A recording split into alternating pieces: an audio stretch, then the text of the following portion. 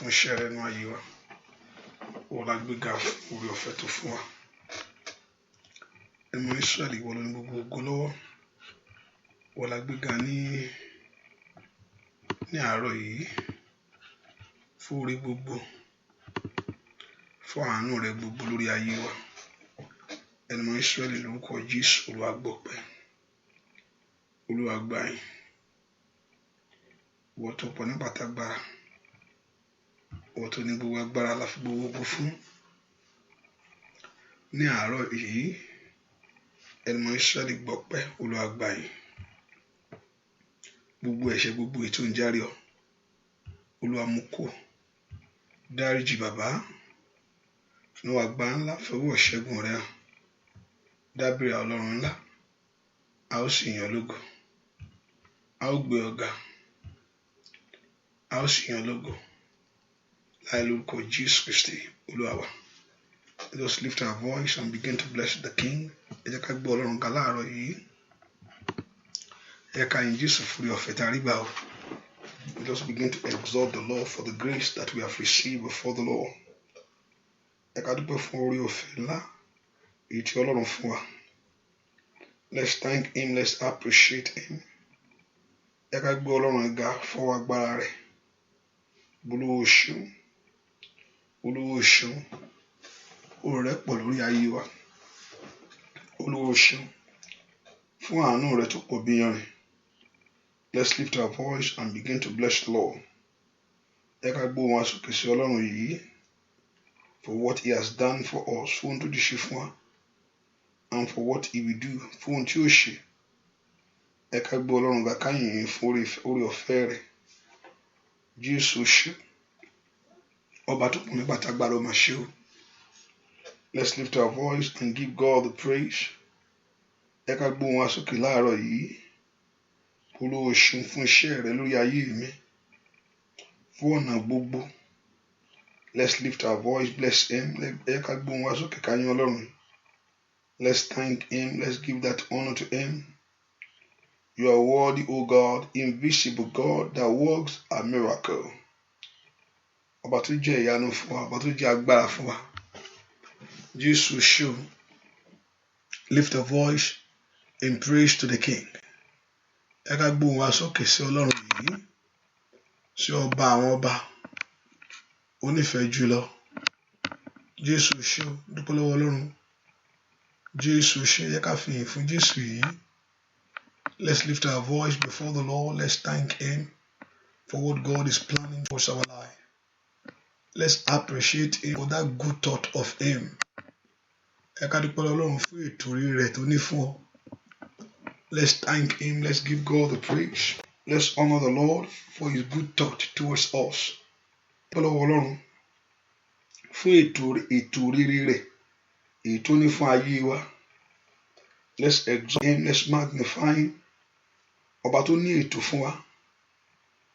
Give him praise. Give the Lord the praise.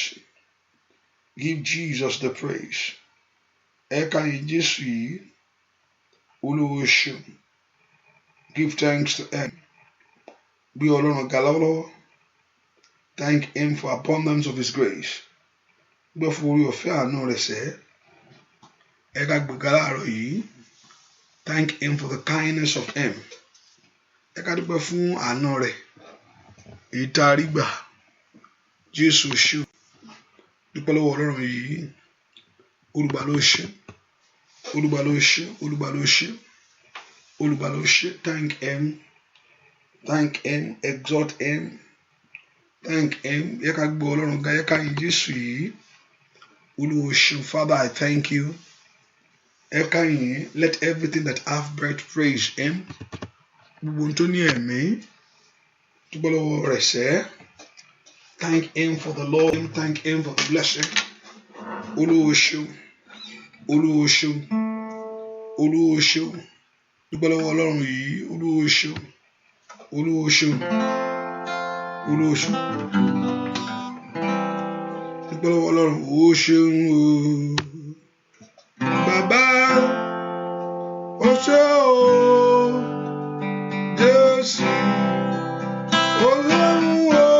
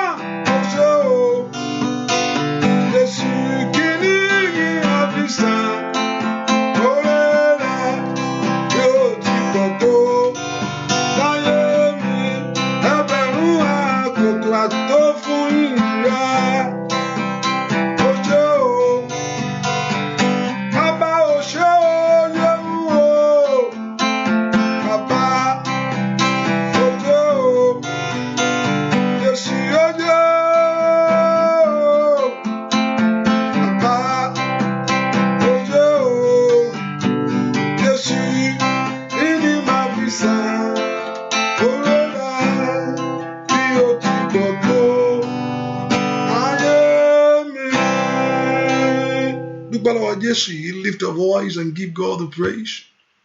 Ẹ ká dúpẹ́ orí Ọlọ́run, let's thank him for the blessing of God. Ẹ ká dúpẹ́ orí Ọlọ́run lórí ayé wa. Ẹ ká dúpẹ́ orí Ọlọ́run lórí ayé àwọn ọmọ rẹ gbogbo. Thank you Lord Jesus. Dúpẹ́ lọ́wọ́ Ọlọ́run tó pọ̀ nípa tagbára. Jésù ṣe ọba tó dúró tì mí. Ọba tó dúró tì ọ́, ọba tó dúró tì ọ́. Ọba tó dúró tì ọ́ tó fún orin ilé lọ́wọ́. Olúwa ṣeun o. Ẹ bá mi pè é lórúkọ rẹ̀. Èmi ni tí ń jẹ́ èmi ni. Olórúkọ ńlá. Bá ṣe bẹ̀rù. Ẹ bá mi pè lórúkọ rẹ̀ sá. Èmi ni tí ń jẹ́ èmi ni. Lórúkọ ńlá. Má ṣe bẹ̀rù.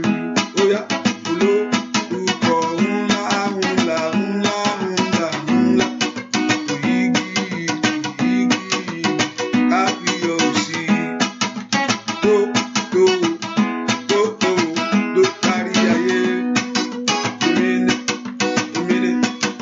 Èmi ni má ṣe bẹ̀rù.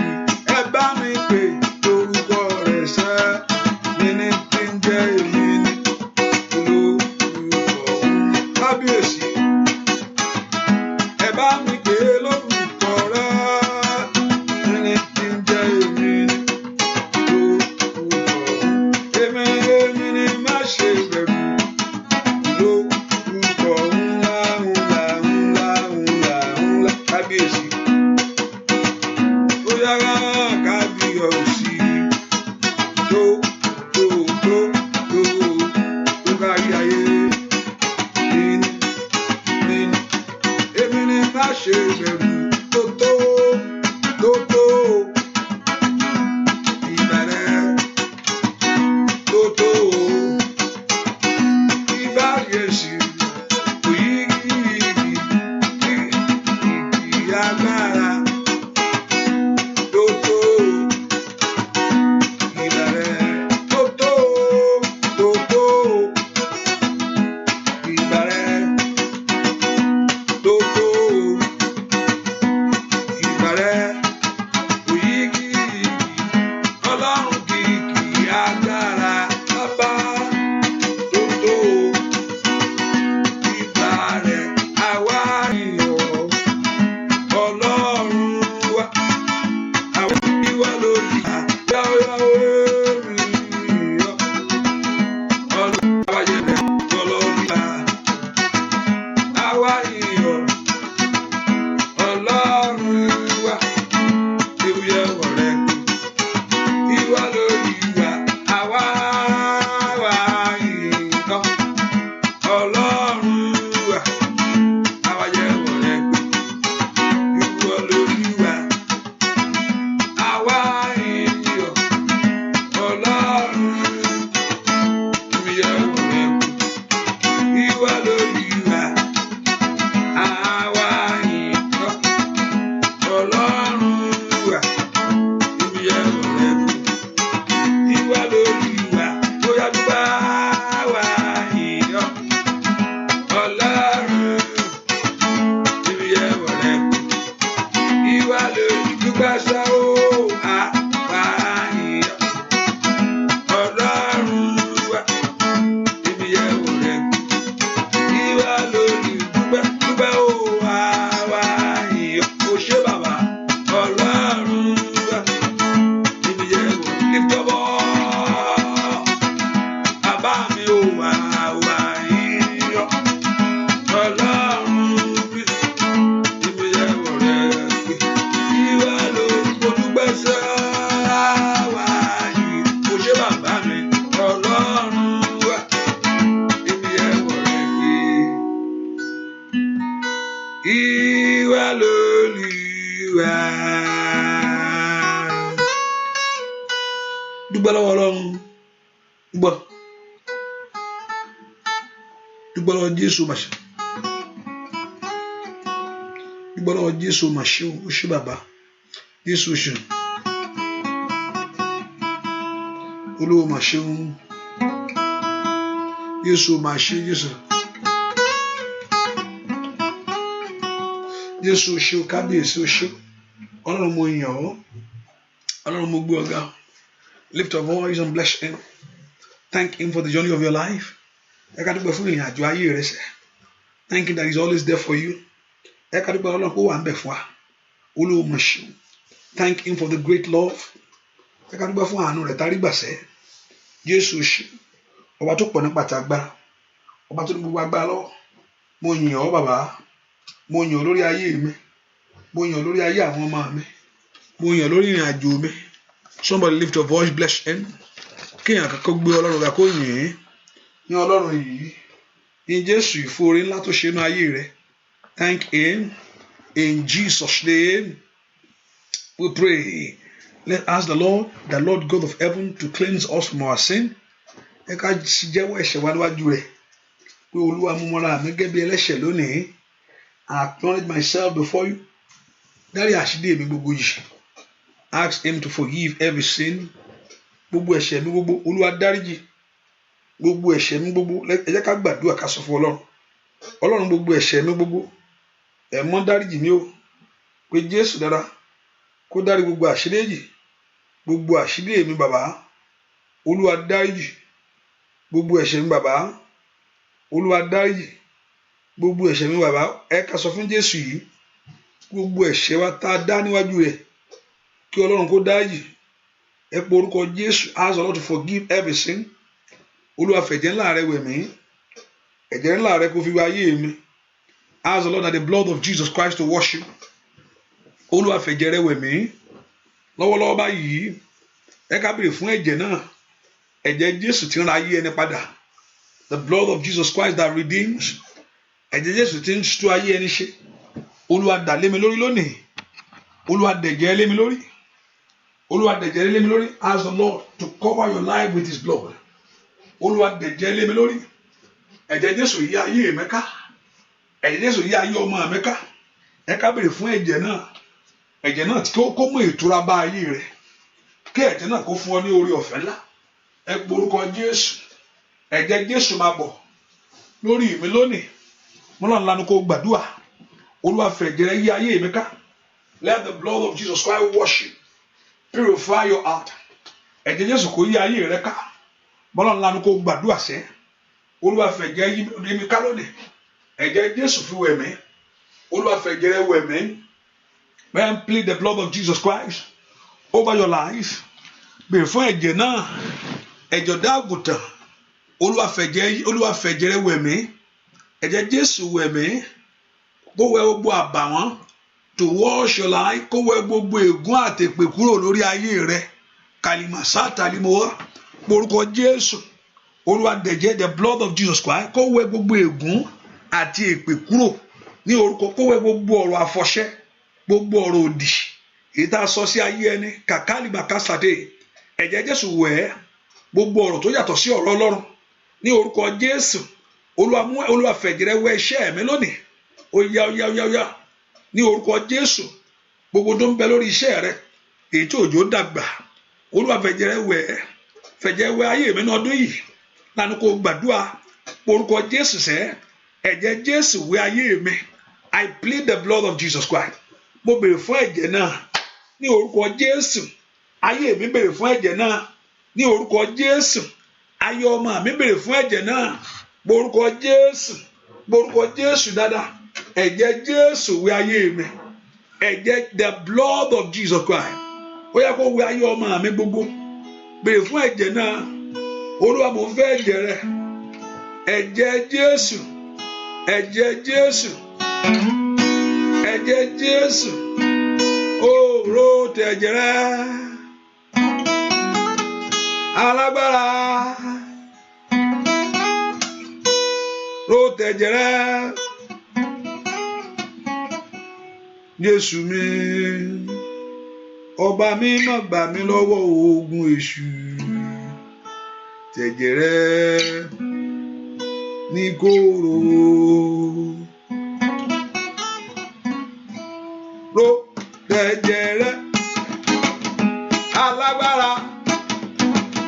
Ro tẹ̀jẹ̀ rẹ̀. Jésù mi. Bàbá mi má gbà mí lọ́wọ́ ogun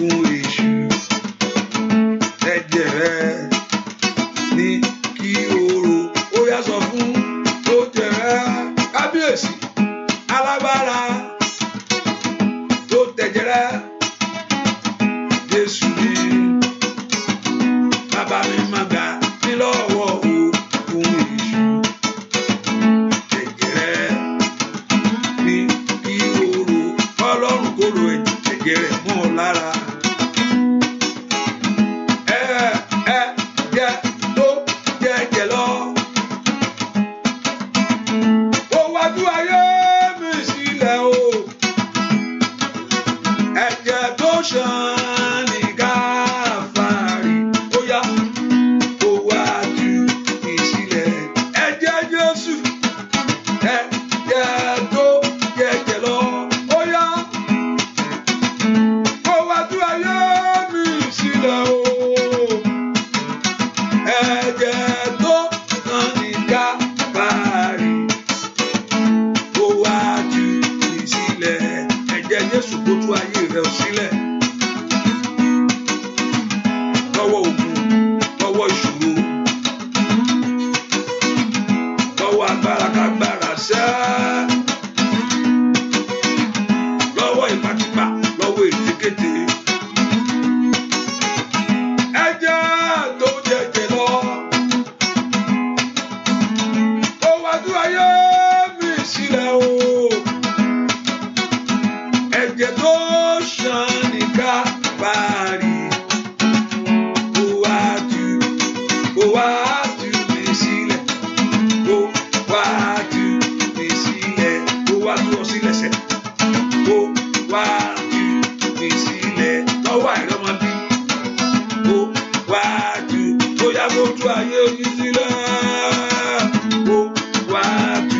Let the blood of Jesus Christ deliver your life, ó wá tú mi sílẹ̀.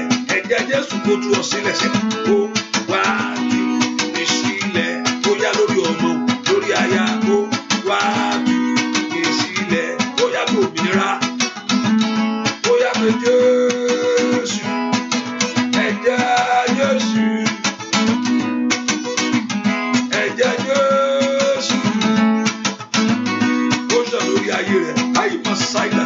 Ẹ̀jẹ̀ Jésù, ó yá bọ̀ ayé rẹ̀ sẹ́, ayayayayayayayayaya, ó ẹ̀jẹ̀ Jésù, makandaya makaya, ẹ̀jẹ̀ Jésù, ó wá tú mi sílẹ̀. Mo ní kó wá tú ayé rẹ̀ sílẹ̀, ó láàárọ̀ ilé, ó gbúdọ̀ dọ̀la lọ́wọ́ gbogbo ogun, lọ́wọ́ ìdèkídè, ó yá ó yá ó yá ó yá ó yá ó yá. Ẹ̀jẹ̀ Jésù, ó wá tú mi sílẹ̀. Ẹ̀jẹ̀ Jésù sẹ́, ó wá tú mi sílẹ̀.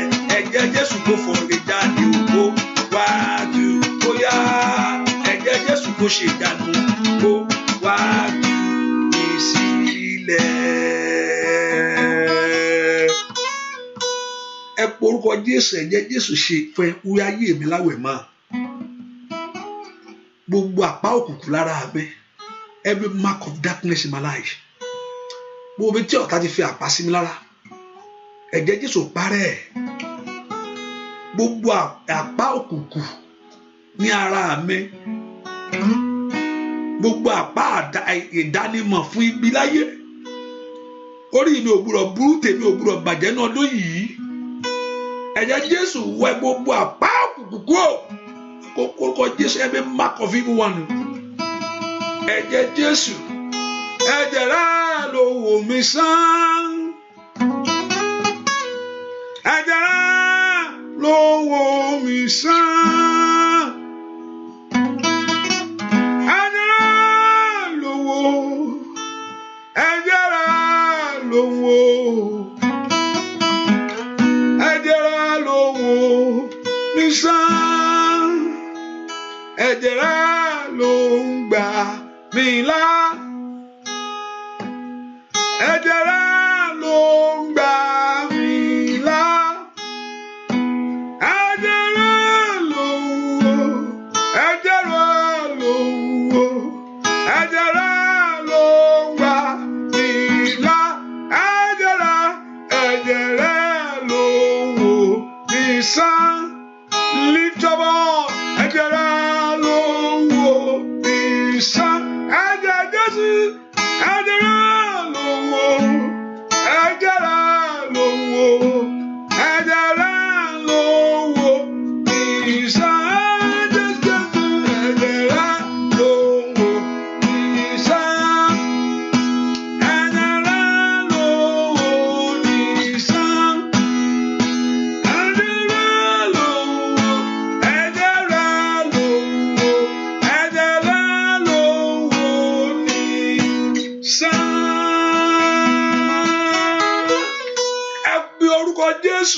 ẹ̀jẹ̀ rẹ kó wẹ ayé mi sàn. Let your blood heal my life. Gbogbo ayé tí ń ṣe àìsàn lọ́wọ́lọ́wọ́. Every life that is sick. Gbogbo ayé tí ń ṣe àìsàn. Gbogbo ìran tí ń ṣe àìsàn. Every vision that is sick. Gbogbo ọwọ́ tí ń ṣe àìsàn lọ́wọ́lọ́wọ́. Ẹ̀jẹ̀ Jésù wò mí sàn.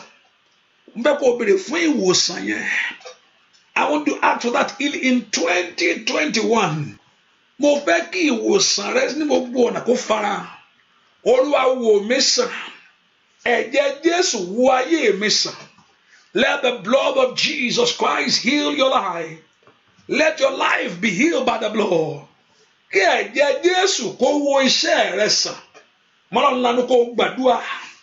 Olúwa wò mí sàn. Ẹ̀jẹ̀ rẹ kó wò ayé mi sàn, èmi ó sàn. Ask the Lord that the blood of Jesus Christ should heal you, you shall be healed. Ẹ sọ fún Jésù, Olúwa wò mí sàn, màá sàn. Nínú ọdún yóò dá kí n sàn tọmọtọmọ. Olúwa wò mí sàn, ayé mi ó sàn. Let the blood of Jesus Christ heal you, you shall be healed. Ẹ bí orúkọ Jésù, kàyímakasọ́tọ́límakapa. Olúwa wò ayé mi sàn. As the blood of Jesus kó wò iṣẹ́ rẹ sàn. Gbogbo ayé tí ń ṣe àìsàn lọ́wọ́. Every life that is sick. Gbogbo iṣẹ́ tó ń ṣe àìsàn lọ́wọ́lọ́wọ́. Every work that is sick, every job that is sick. Ẹ pe orúkọ Jésù. Ìwòsàn rẹ kó fa àánú ayé mi. Pray for that healing in your life. Olúwa wò iṣẹ́ mi sàn. Ilé mi kó sàn lọ́dún yìí. Ayé mi kó gba ìwòsàn. Ayé mi kó gba ìwòsàn. Receive the healing of God. Gba ìwòsàn Jésù. In Jesus' name, we pray. Tell the Lord, Olúwa jọ̀ọ́, náwó agbára rẹ sínú ayé mi. Olúwa fi agbára rẹ hàn. Manifest your power in my life. Lord, manifest your power in my life, in my very situation. Olúwa fi agbára rẹ hàn bẹ́ẹ̀. Oh, orúkọ Jésù. Olúwa fi agbára, manifest your power. Kí gbogbo ègún àtèpè kó ṣẹ́ lónìí. Gbogbo ègún, every curse. Andayeboko sakabago sate. Tó dá ayé ẹni tó gbé ayé ẹni sọ́lẹ̀. Kó dópin lónìí. Olúwa fi agbára rẹ̀ hàn nú ayé mi. Jésù máa bọ̀. Fi agbára hàn nú ayé àwọn ọmọ mi. Fi agbára hàn nú ọ̀nà mi. Tell him to manifest himself in your life. Olúwa fi agbára rẹ̀ hàn. Olúwa sọ̀kalẹ̀. Wá fi agbára rẹ̀ hàn. Olúwa sọ̀kalẹ̀. Wá fi agbára rẹ̀ hàn. Oh, come down. Oh, Lord, and manifest the power. Come down. Oh, Lord, and manifest the power. Olúwa sọ̀kalẹ̀. Wá fi agbára rẹ̀ hàn. Oh, Olúwa sọ̀kalẹ̀. Wá fi agbára rẹ̀ hàn. Olúwa sọ̀kalẹ̀. Wá fi agbára rẹ̀ hàn ṣe o. Olúwa sọ̀kalẹ̀. Wá fi agbára rẹ̀ hàn. Ẹ pe orúkọ Jésù. Lord, come down in your power to manifest yourself. Sọ̀kalẹ̀ wá kó fi ara rẹ̀ hàn lórí ayé mi in my life. Olúwa sọ̀kalẹ̀ wá kó fi agbára rẹ̀ hàn. Somebody pray to God that Lord Jehovah God to descend today. Ili makasateya. Olúwa sọ̀kalẹ̀ wá fi agbára rẹ̀ hàn lórí ọ̀nà mi. Ọmọlá ńlá ni kò gbàdúrà. Pe orúkọ Jésù. Ẹni tó pọ̀ ní pàtàgbára. Olúwa sọ̀kalẹ̀ wá fi agbára rẹ̀ lórí ayé àwọn ọmọ mi gbogbo. Ní orúkọ Jésù. Ọmọlá ńlá ni kò gbàdúrà. Ẹni tó pọ̀ ní pàtàgbára. Kó sọ̀kalẹ̀ wá. Olúwa sọ̀kalẹ̀ wá fi agbára rẹ̀ hàn. Olúwa sọ̀kalẹ̀ wá fi ìyanu rẹ̀ hàn. Olúwa sọ̀kalẹ̀ wá fi ògo rẹ̀ hàn. Olúwa sọ̀kalẹ̀ wá fi májẹ̀mú ọ̀rọ̀ rẹ̀ hàn. Mọ́lá ńlá ni kò gbàdúrà. Ẹni tó pọ̀ ní pàtàgbára. Sọ̀kalẹ̀ wá, sọ̀kalẹ̀ wá, sọ̀kalẹ̀ wá, sọ̀kalẹ̀ wá, sọ̀kalẹ̀ wá, sọ̀kalẹ̀ wá, sọ̀kalẹ̀ wá, sọ̀kalẹ̀ wá, sọ̀kalẹ̀ wá sínú ayé àwọn èèyàn. Sọ̀kalẹ̀ wá sórí iṣẹ́ àwọn èèyàn. Sọ̀kalẹ̀ wá sínú ọ̀nà àwọn èèyàn yìí. Ní orúkọ Jésù. Ẹ ká bèrè fún agbára Ọlọ́run. Kí Ọlọ́run kó sọ̀kalẹ̀ nínú agbára rẹ̀. Ní orúkọ Jésù. Olúwa sọ̀kalẹ̀ nínú agbára rẹ̀. Ó na kí ogun àmúbọ́ kó ṣẹ́ o. ó di ọkọ̀ ogun gbèsè kó ṣẹ́ lónìí Olúwa sọ̀kalẹ̀ wá kí ojú kó ti ọ̀tá Olúwa sọ̀kalẹ̀ wá kí májẹ̀mú ọ̀tá kó dasán ní orúkọ Jésù Olúwa sọ̀kalẹ̀ wá gbogbo ogun adáyé ẹni dúró ní orúkọ Jésù adójútì ayé ẹni ó yá ogun náà kó ṣẹ́ sọ̀kalẹ̀ wá ọba tó pọ̀ ní pàtàgbà sọ̀kalẹ̀ olùgbàlà sọ̀kalẹ̀ olùgbàlà sọ̀kalẹ̀ olùgbàlà sọ̀kalẹ̀ olùgbàlà sọ̀kalẹ̀ olùgbàlà sọ̀kalẹ̀ olùgbàlà sọ̀kalẹ̀ olùgbàlà sọ̀kalẹ̀ olùgbàlà sọ̀kalẹ̀ olùgbàlà sọ̀kalẹ̀ ọmọlànà lanu kò gbàdúrà kàlìmàkà sàtàlìmà kèlìmòkò sòtò ń pèrèdè kẹtẹ làfràndó sàtàlìmà ẹbí orúkọ Jésù call the name of Jesus Christ that Olúwa kó sọ̀kalẹ̀ wá ogun ayé rẹ kó wọlẹ̀ ní orúkọ Jésù Olúwa sọ̀kalẹ̀ wá gbogbo ọwọ́ ìjà èèyàn kókò nù ayé àwọn èèyàn yìí Olúwa sọ̀kalẹ̀ wá gbogbo ogun àbínibí ogun tó bá ayé rẹ dàgbà ní orúkọ Jésù ogun tó bá ayé rẹ dàpọ̀ ní orúkọ Jésù sọ̀kalẹ̀ wá wá ní ẹ dáwọ́ ogun dúró ẹ dáwọ́ ìjà kúrò dádúró ní orúkọ Jésù ẹ gbàdúrà sọ fún Ọlọ́run that Lord should descend today to come down in his power to manifest his power in your life to break every satanic yoke láti jẹ́ gbogbo ìdè ìdánidúró ìkà pàpà sọ̀tò ìdè ìtìjú ní orúkọ Jésù ìdè àrọ́bí àìrọ́kọ ìdè ẹ̀gàn ní orúkọ Jésù ìkà pàṣátà gbọ́ àdúà ní orúkọ Jésù Kristi Olúwa wa ẹ pé orúkọ Jésù Olúwa jẹ́ kí orí ọ̀fẹ́ rẹ wà lórí ayé mi let your grace rest upon me Olúwa jẹ́ kí orí ọ̀fẹ́ rẹ bà lé ayé mi let your grace rest upon my life in 2021 ẹ gbé ayé mi sókè lift my life up Olúwa jẹ́ kí orí ọ̀fẹ́ rẹ bà lé ayé mi let your grace rest upon me in 2021 remember this is the first month kò sí ìyẹn ó sì lè gbá Ọlọ́run sì lè ká gbádùn ayé even though you are in your old age you can still enjoy the Lord pay back to Job. The Lord God of heaven pay back to Job. Ẹ pé orúkọ Jésù. Orí ọ̀fẹ́ Ọlọ́run bà lé ayé mi. Let the grace of God rest on me. Mo fẹ́ dìde, mo fẹ́ gbéra sọ sókè Olódùmarè. I want you to lift me up. Mo fẹ́ kí ayé àwọn ọmọ mi dìde. Mo fẹ́ tó whatever thing that makes me to cry. Mo fẹ́ tó mú mi sunkún. Ohun tó ń bà mí lẹ́rù tí ò múnú mi dùn. That very thing that makes you afraid, that did not give you that joy. Ẹ pe orúkọ Jésù, call the name of Jesus. That Lord should remove it out of your way. Olúwa mú kúrò lọ́nà mi. Ask the Lord to take it out of your way. Mayala mako soto karaba. Ẹ pe orúkọ Jésù. Olúwa mú kúrò lọ́nà mi. Gbogbo tó ń bà mí jẹ́ lórí ọmọ mi o. Whatever thing that did not give you joy over your children.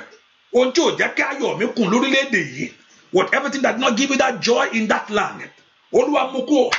Ó na ṣe mí lóore bàbá. Ẹ mú ayọ̀ mi kún lọ́dún yìí. Ní orúkọ Jésù. Ẹ mú ayọ̀ mi kún. Ẹ mú ayọ̀ mi kún. Ẹ mú ayọ̀ mi kún. Ẹ mú ayọ̀ mi kún. Ní orúkọ Jésù. Orúkọ Jésù. Àmàkátàtàtà. Gbúàdúà. Lórúkọ Jésù Kristi. Olúwa wa ire èmi á dé. Ire mi á dé. Gbogbo ojú ni ó rí. Wọ́n parapọ̀. Bàbá mi yọ. Ire èmi dìde. Ire èmi dìde. Gbogbo ojú ni ó rí. Wọ́n parapọ̀. Bàbá mi yọ. Ire rẹ kó dé nínú ọdún yìí. Ire Ọlọ́run tó fà nínú ayé rẹ ni. Ire owó, ire ọmọ, ire àlàáfíà ní gbogbo ọ̀nà rẹ sẹ́.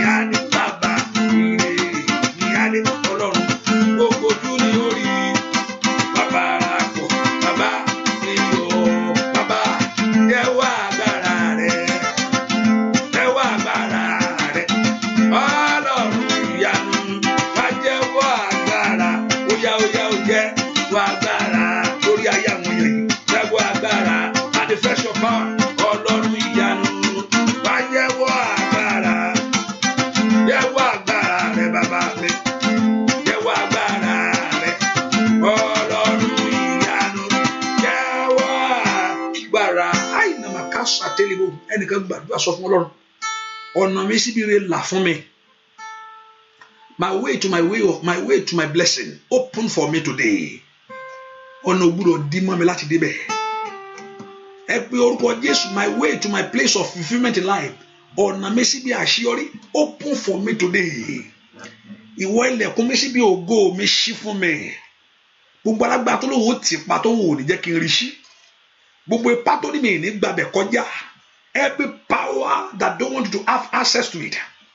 Gbogbo ipá èèyàn tó fẹ́ kí n rí bí rí ayé mi kọjá. Ọlọ́run ṣẹ́ lógun. Oh, you must not live your life in failure in 2021. Kò gbúdọ̀ tún sunkún oore yẹn. Ó dẹ́ kó láyọ̀ oore yẹn ni. Ó gbúdọ̀ tún sunkún oore yẹn. Ó dẹ́ kó you must have the joy of the blessing, not to cry, but to have the joy of your blessing. Ní 2021, ó gbúdọ̀ tún mọ́fò kó ń bẹ̀. Mi gbúdọ̀ kéèyàn má bàa mọ́fò ṣàpòfò ọ̀rọ̀ mi lọ. Àkọ́kọ́ rè ó sì kù 11 months. So I will not fail. So that my life will not fail in 2021. I present my case to you. Mo fọ̀rọ̀ ayé mi lọ. Kí má bàa má ṣe tì ní. Kí má bàa má bọ̀bọ̀. Mo bá ọ sọ ní ọdún yìí o. Ní orúkọ Jésù. Ọ̀nà rere mi là. My way to my blessing. My way to my glory. Ọ̀nà rere mi là. Ní orúkọ Jésù. Ọ̀nà ògo mi là. Can you lift your voice to pray? Lánàá kó gbàdúrà. Ẹ já pé Jésù dáadáa. Ọ̀nà ayé àwọn ọmọ mi là. Ní orúkọ Jésù. Ó dá kó rọ́mọ ẹbí ní ọdún yìí. Ní orúkọ Jésù. Ọ̀nà ìṣelógo rẹ kó là. Somebody lift your voice and pray. Makali makasate. Repatoli makosate. Bua dua. Lórúkọ Jésù Kristi. Olúwa wa. Àmín.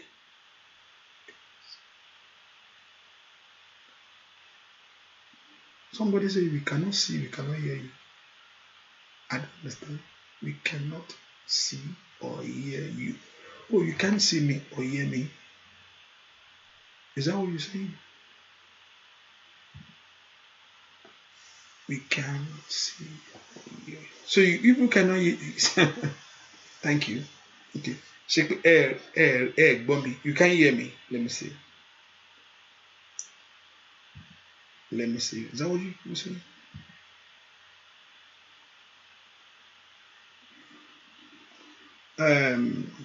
So you cannot hear me. Is that what you're saying? Bobby, Abi.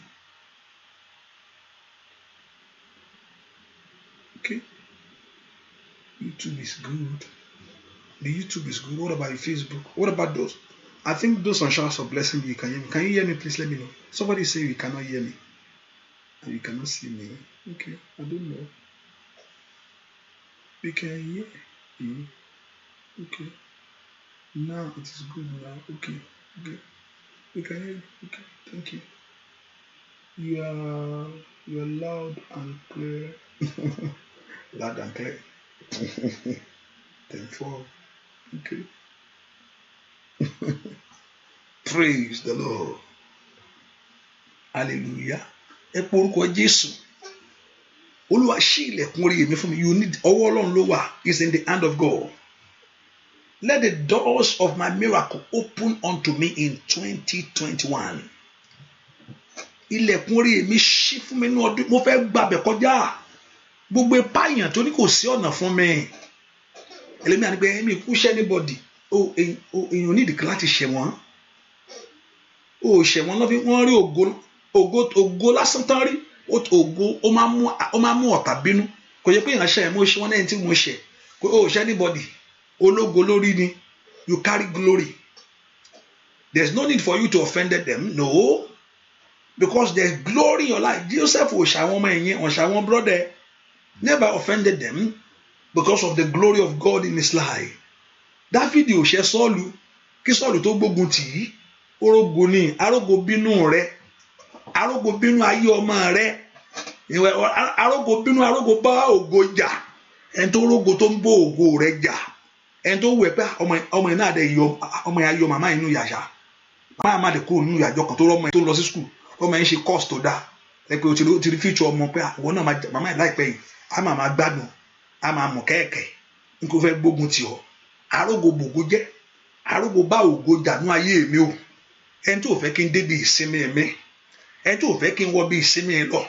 gbogbo alágbára tó dó sọ́jọ́ ọ̀nà mi Olúwa palẹ̀ wọn mọ́ díkàpá ṣàtáyà ẹni tó ní ìpọ́njú ni ẹni tó ní ìbànújẹ́ ni fún ayé mi o ẹni tó ń pohun tó yàtọ̀ sí ògo rẹ nú ayé mi ẹni tó ń pohun tó yàtọ̀ sí ohun tó ní fún mi because wọ́n ti sọ pé you have a good thought towards me Olúwa ti sọ pé I have a thought towards you not of evil ẹni tó yàtọ̀ sí èrò tiẹ̀ fún ayé mi Olúwa palẹ̀ rẹ̀ mọ́ ó yẹ ọmọ Ọlọ́run lánàá kó gbàdúrà orúkọ Jésù orúkọ Jésù orúkọ Jésù gbogbo alágbára tó dó sójú ọ̀nà gbogbo alágbára tó ní kò sí ọ̀nà gbogbo májẹ̀mú àṣetì gbogbo èèyàn kà tó ní òsánà àbáyọ fún mi ní ọdún yìí o alágbára tó ní kí n tún ṣe kí n má rí ó yá alágbára tó ní kó máa jò ó kàyí máa kásátà alágbára olùdènà ènìyàn tí ń bẹnu ayé ẹni lónìí gbogbo ẹni tí ò fẹ́ kí iṣẹ́ rẹ gbé orí òkè ẹ bí orúkọ Jésù alágbára tí ò fẹ́ kí n jẹun ọmọ láyé Olúwa palẹ̀ rẹ̀ mọ́ fún mi Olúwa ṣí ilẹ̀kùn mi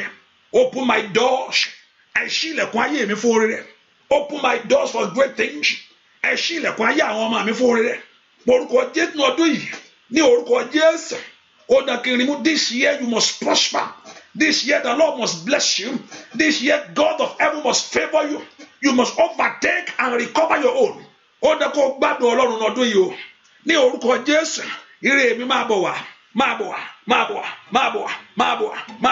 ire ayé mi máa bọ̀ let your blessing come to you ire ayé mi tó ń bẹ lọ́wọ́ Ọlọ́run ní orúkọ Jésù ire ayé mi tó ń bẹ lọ́wọ́ your blessing that's in the hand of God àṣeyọrí mi tó ń bẹ lọ́wọ́ Ọlọ́run máa bọ̀ wá ògo mi tó wà lọ́wọ́ tó wà Olúwa wárí fún mi gbúàdúà lórúkọ Jésù Kristi Ọlọ́run mi bàbá bá mi wárí o Ọlọ́run mi bàbá bá mi wárí o ògo ayé mi o ọ̀tá ti ìmọ̀lẹ̀ ògo iṣẹ́ mi o ọ̀tá ti ìmọ̀lẹ̀ Ọlọ́run mi bàbá bá mi wárí o bàbá Ọlọ́run mi bàbá bá mi wárí o bóyá ògo ilé mi o ọ̀tá ti ìmọ̀lẹ̀ ògo ilé mi o ọ̀tá ti ìmọ̀lẹ̀ Ọlọ́run mi o bàbá bá mi wárí o sọ fún Ọlọ́run mi bàbá bá mi wárí o ògo ilé mi o ọ̀tá ti ìmọ̀lẹ̀ bàbá ògo iṣẹ́ mi o ọ̀tá ti ẹ pé Jésù bàbá mi o Ọlọ́run mi bàbá bá mi wárí o Ẹlẹ́dàá mi bàbá bá mi wárí o ògo ilé mi o ọ̀tá ti ìmọ̀lẹ̀ ògo iṣẹ́ mi o ọ̀tá ti ìmọ̀lẹ̀ ògo ayé rẹ kó tàn jáde fún ọ láyé o ayé rẹ ò ní rìn lókun mọ́ Olúwa kó gbé ìrànlọ́wọ́ dìde fún ọ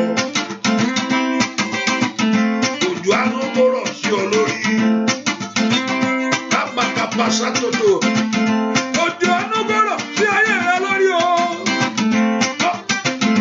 Ọlọ́run mi bàbá bá mi wárí o bàbá Ẹlẹ́dàá mi bàbá bá mi wárí o gbogbo ayé mi o lọ́nà ti ìmọ̀lẹ̀ o ògo iṣẹ́ mi o lọ́nà ti bóyá gbẹjọ́ Ọlọ́run mi bàbá bá mi wárí o Ẹlẹ́dàá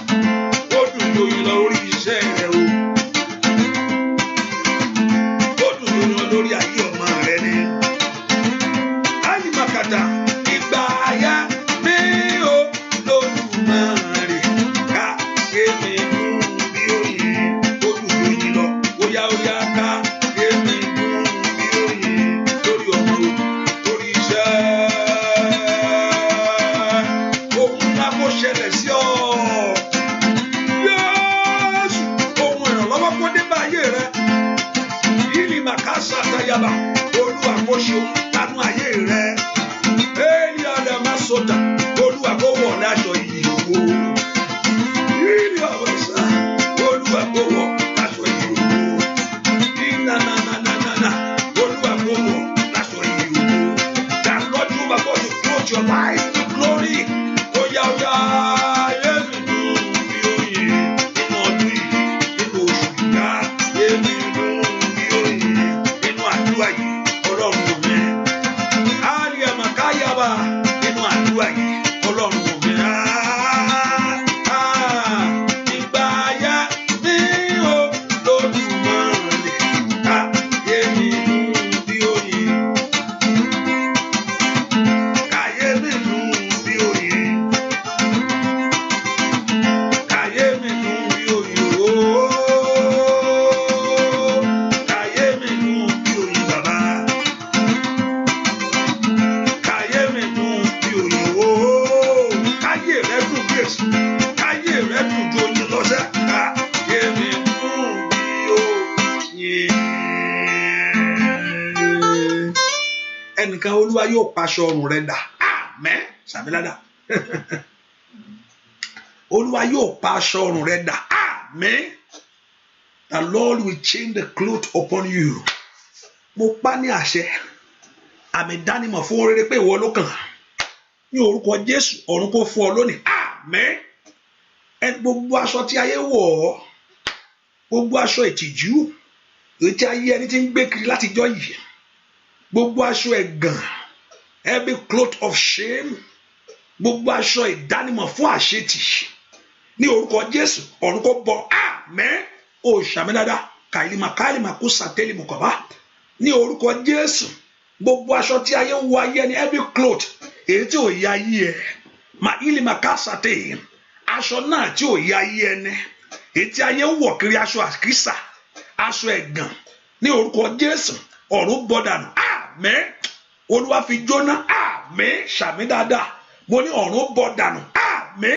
Gba ìtúsílẹ̀ ní orúkọ Jésù. O ò ní wọ̀ mọ́, ọmọ rẹ ò ní wọ̀ mọ́, o ò ní wà ibi ìyà mọ́, o ò ní orúkọ Jésù, o ò ní gbé bí ẹ̀gàn mọ́ láyé. O mà káìlì máa sáìlì pọ́ọ̀lì sáìlì àìlì kiri bá káìlì bá sáìlì káwòrìà. O ò ní gbé bí ẹ̀gàn mọ́, o ò ní gbé bí ìyà mọ́. Olúwa yóò ràn ọ́ lọ́wọ́. Dìde bẹ̀rẹ̀ sí ṣe rere. Begin to prosper. Ohun ìdánimọ̀ fún orí kó ṣẹlẹ̀. Láìpẹ́ kó tó jọjọ́ méje nísìnyí, mo pàṣẹ ohun rere fún ayé rẹ. Today is Thursday. Kó tó di next week Thursday, ohun ìdánimọ̀ fún orí rẹ sẹ́ kó ṣẹlẹ̀ nínú ayé rẹ. Àmín. Ọ̀rọ̀ àṣẹ ni ó dẹ kó tọ̀ wá lónìí. Let that word come to you. Kó lóa kó ti ọ̀rọ̀ yẹn lẹ́yìn. Àìlìmọ̀ ká sàtẹ́lìà pẹ̀lú ìbùkún, pẹ̀lú ọlá ńlá, pẹ̀lú ògo sínú ayé rẹ lónìí. Mo ní kó tó di next week Thursday, ilẹ̀kùn rẹ ṣí níwájú ẹ. Àmín. The doors for miracle. Mayala mako sata. Bakili moko perepete. Ìlìyànì moko papa sate. Kánípò ohun tó ń béèrè gangan. Pé àbá mo ṣe fẹ́ ṣe. Pastor kí n tí mo béèrè time, mo need more time fún. Ní ọ̀nà àrà, ní ọ̀nà ìyanu, in a miraculous way, beyond a man reason. Ètò jọgbọ́n orí lọ, ètò jọ yé òye èèyàn lọ. Ó yá kí Olúwa kó fi farahàn fún ayé. Àmín. Ó yẹ gbà. Àmín. Kẹ́ ẹ ní ẹ̀rí eléyìí. Àmín. You will have that testimony. Ó dà kó ní ẹ̀rí yẹn o. Ó dà kí Olúwa kó confirm ọ̀rọ̀ rẹ̀ nínú ayé ẹ̀. Olúwa kó ti ọ̀rọ̀ rẹ̀ lẹ́yìn nínú ayé yín lónìí. Ní orúkọ Jésù, ojú ò ní tì ọ́. Ojú ò ní tì ọ́. Ojú ò ní tì ọ́. Ọlọ́run tó ń ṣe ohun gbogbo pé kó ṣe tí ń láṣẹ pé. Ọlọ́run tó ń ṣe ohun gbogbo tán kó ṣe tí ń láṣẹ tán. Ní orúkọ Jésù, ilẹ̀kùn ọ̀nà àbáyọ kó ṣí. A way out. Ilẹ̀kùn ọ̀nà àbáyọ kó ṣí. Ní orúkọ Jésù, mo pa ní àṣẹ ni. Ilẹ̀kùn ọ̀nà àbáyọ kó ṣí. Ilẹ̀kùn ọ̀nà àbáyọ ṣí. Ó yá kó ṣí fún ayé yín. The doors for miracle. Ilẹ̀kùn àbáyọ síbi ńlá. Ilẹ̀kùn àbáyọ síbi gíga. Ní orúkọ Jésù, ilẹ̀kùn àbáyọ síbi ògo. Ó yá kó ṣí fún ayé yín. Ẹ rí àánú gbà. Ẹ rí àánú gbà. Ẹ rí àánú gbà. Ẹ rí àánú gbà. Ẹ rí àánú gbà. Ojú oore ò ní tì yín. Ní orúkọ Jésù, ẹ ní dẹni ẹ̀gàn. Ẹ ní dẹni àṣetì. Ẹ ní dẹni àbúbọ̀. Ní orúkọ Jésù, ọwọ́ ọ̀tá kò lára yín. Ọwọ́ ogun fi yín sílẹ̀. Ọwọ́ ọjà fi ayé yín sílẹ̀. Olúwa darapọ̀ mọ́ látòní lọ. Ó yá ṣe rere. Oore rẹ kó dàgbà. Ní orúkọ Jésù, èso rẹ kó gbó fún ọ láti jẹ makali masaida kò dé makosa tẹ́lẹ̀ kò ní rẹ̀ dànù ní orúkọ Jésù èso rẹ kó gbó fún ọ láti jẹ ní orúkọ Jésù kò ní rẹ̀ dànù ní orúkọ Jésù èso rẹ kó gbó fún ọ láti jẹ ní orúkọ Jésù óyá igi ayọ̀ rẹ kó mú èso jáde ní orúkọ Jésù ìbànújẹ́ kó jìnnà sí ní orúkọ Jésù ò ní mọ̀fọ̀ makali makapasẹ́díà ò ní mọ̀fọ̀ àìlì makali makosate ò ní mọ̀fọ̀ ọ̀fọ̀ jìnnà sí ọ ní orúkọ Jésù ó jìnnà lórí ọmọ rẹ ó jìnnà lórí ọkọ rẹ ó jìnnà níbùgbé rẹ ní orúkọ Jésù àánú dájú orí ọ̀fẹ́ pọ̀ sí àánú dájú orí ọ̀fẹ́ pọ̀ sí. Let there be mercy, grace of God, the power of God, the goodness of God manifest in your life. You have set your heart to seek the face of God. Ẹ ti gbé ọkàn yín sókè láti wá Ọlọ́run ní oṣù yìí. Ó yá ẹ rí ní gbogbo ọ̀nà. Àmín. Ẹ ti gbé ọkàn yín sókè. Ó ní èmi ó gbójú mi sókè. Sókè wọn ni níbo ni ìrànlọ́wọ́ ó ti wá fún mi. Ó ní ìrànlọ́wọ́ yóò tọwọ́ Olúwa wá. Ọba tó dóhùn ayé. Ìrànlọ́wọ́ lórúkọ Jésù ó yá kó jáde. Àmín. Ìrànlọ́wọ́ ńlá síbi ńlá láyé. Ìrànwọ́ ńlá èyí tí ó mú tí ó fi àgbàdo ha ẹnu ọ̀tá rẹ tẹnu ó là tí ò ní padé mọ́. Ìrànwọ́ ńlá pé báwọn ṣe ṣe tó o sì rí mú kẹ̀ pé báwọn ṣe ṣe tó o sì débẹ̀. Ìrànwọ́ ńlá pé báwọn ṣe dènà tó Olúwa ṣe pàpà gbélé ọ lọ́wọ́ ní orúkọ Jésù ó yẹ orí ìrànlọ́wọ́ yẹn. Àmín. Báwọn ṣe tó o pàpà borí. Oh, my coward side. I coward power side coward. But what time I want to feel see? Ibi ìgbàgbé rẹ sẹ́ pé o lè jẹ́ èèyàn mọ́. Oh, my coward side kill aya. Mo sọnù agbára Ọlọ́run alààyè ní orúkọ Jésù. Ìrànwọ́ rẹ kó dìde. Àmín. Ogun yẹn kó wọlé. Ẹ ní rogun yẹn mọ́ o. O ní jà mọ́. O ní fàyè rẹ jagun mọ́. Ojú ìgbàgbọ́ ò ní tì ọ́. Ọwọ́ rẹ ò ní mọ̀fò àìlì màkàlì màkósàtẹ ọwọ́ rẹ ò ní mọ̀fò etí rẹ ò ní gbọ́ bí ojú rẹ ò ní rí bí ayọ̀ rẹ ò ní sọnù Sátánì ò ní bà ayọ̀ rẹ jẹ́ ohun tó múnú rẹ dùn ohun tó wò bí ayọ̀ ní orúkọ Jésù kò ní bàjẹ́ mọ́ ọ lọ́wọ́ ìrètí rẹ ò ní pin.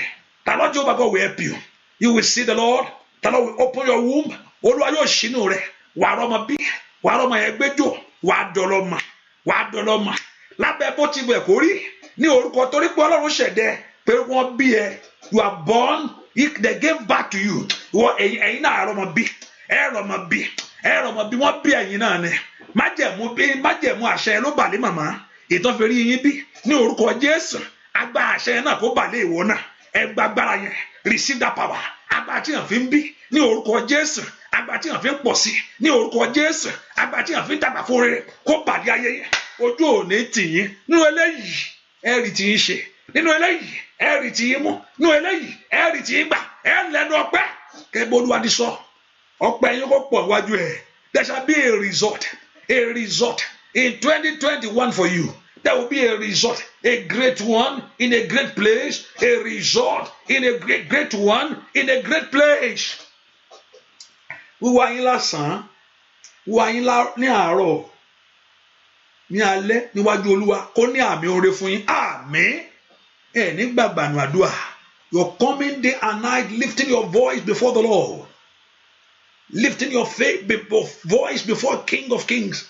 We have a great result for you. You will not do it in vain. You will not suffer. Be healed in Jesus' name. Bẹ́ẹ̀ ni ó sì rí.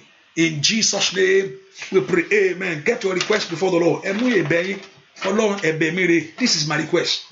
Olúwa ìwọ ni mo kọ̀ sí. Dá mi lóhùn. Mo wojú rẹ. Ọlọ́run mi. Mo wojú rẹ. Ẹlẹ́dàá mi. Bọ́mọkùnrin tí wo ọwọ́ bàbá rẹ̀. Bọ́mọbìnrin tí wo ọwọ́ ìyá rẹ̀. Lémi wo Jésù títí ó fi wẹ̀bẹ̀ yẹn tó kọ́ sí Ọlọ́run.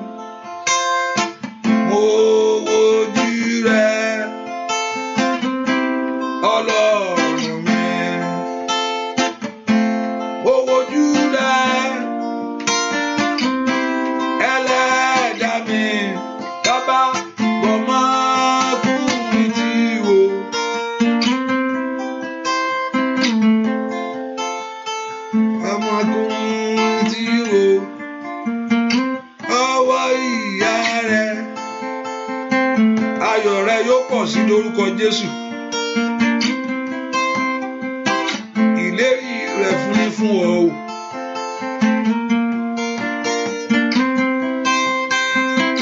Ayọ̀ rẹ yóò pọ̀ sí lórúkọ Jésù.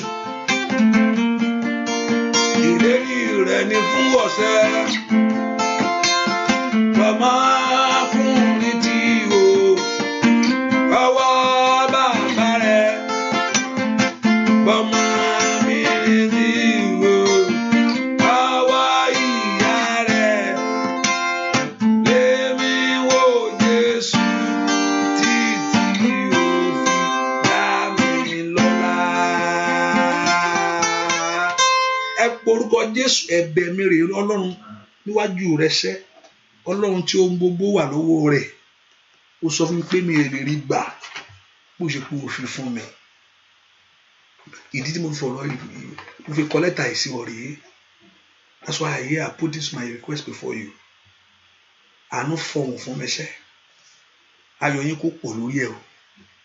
Lórí ohun tẹ́ kọ́ tẹ́ sọ wájú Olúwa. Ẹ gba èsì ńlá. Níbi ńlá, let there be a result for you. Ẹ ní kọ́ lásán. Ọ̀run kó kà kó dáhùn. Ọ̀run kó ka ìbéèrè yín. Ká sì fèsì. Olúwa kó fèsì fún yín. Olúwa kó dá yín lò níbi àyè ńlá. Ìlérí ọ̀rọ̀ májẹ̀mú rẹ̀ kó wá sí ìmúṣẹ. Ó ní ẹni tí ń béèrè ní rí gbà. Gbogbo ohun tẹ́ ẹ béèrè ó yẹ ẹ rí gbà. Àmín. Sàmì dáadáa. Ó sọ pé ẹni tó máa ń béèrè ló máa ẹni tó béèrè náà ló máa ń gbà. Ẹ ti béèrè. Ó yá lórúkọ Jésù ó yẹ ẹ rí gbà. Àmín. Ohun tẹ́ ẹ béèrè yẹn Ọlọ́run kó dáhùn níbi àyè ńlá ní kankan. Let God answer you. Let there be a great result in the name of Jesus. So shall it be. In Jesus' name, we pray. Olúwa yóò fi àánú hàn fún ọ. Olúwa yóò fi àánú hàn fún ọ. The Lord will reveal His mercy to you. Olúwa yóò fi àánú hàn fún ọ. Olúwa yóò fi àánú hàn fún ọ. Ọlọ́run Ísírẹ́lì yóò fi àánú hàn ní gbogbo ọ̀nà rẹ̀. Wàá rí àánú, ohun tó ń pè ní àánú Olúwa. Olúwa yóò fi àánú hàn fún ọ. Bẹ́ẹ̀ ni ó sì rí o.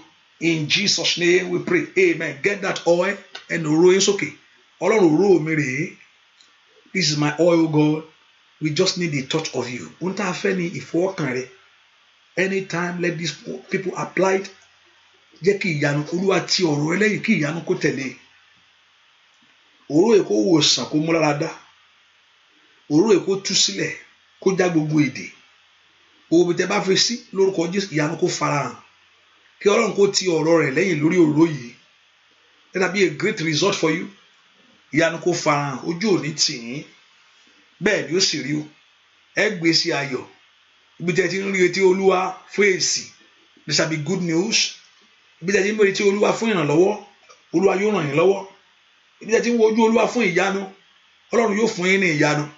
Bẹ́ẹ̀ ni ó sì rí o. In Jesus' name we pray. Amen. Amen. Amen. In Jesus' name. Hallelujah. Praise the Lord. Let us put in mind that the prayer continues by God's grace today by 6 a.m. And also there's no prayer in the afternoon. But there will be a prayer by 4 with the partners. You can join. And I told you that's how you can join. You can join through this Zoom line. But there will be prayer after maybe around 5:20 Yoruba section. Again for Thursday. And I know the Lord Jehovah God will do great things in our life. And so tomorrow, maybe they pray the prayer of agreement to be, to agree with you. And also for those that have a special prayer, and that the Lord Jehovah God will guide us to be able to pray together on it. And I know the Lord Jehovah God will do great things for you in Jesus' name. Olúwa kó fún yín láàánú, ẹ ráàánú gbà. Bẹ́ẹ̀ ni ó sì rí. In Jesus' name we pray. Amen. Ó ti dára fún mi. Ó ti dára fún mi. Báráyé fẹ́, báráyé kọ̀. Ó ti dára fún mi. Bọ́tá mi fẹ́, bọ́tá mi kọ̀. Ó ti dára fún yín. Ẹ ṣe rere o. Olúwa yóò ti ọ̀rọ̀ ẹ̀ lẹ́yìn inú ayé yín o. ẹ sì rí àánú gbà ẹ o gẹ́gẹ́ bí ọ̀rọ̀ rẹ̀ bí àwọn tó bá ké polúwa wọ́n tú agbára wọn ṣe agbára yín polúwa kó tú ṣe bẹ́ẹ̀ ni ó sì rí in Jesus name we pray amen amen amen in Jesus name so see you by in the morning. God bless you. 6 a.m. God bless you. Bye bye.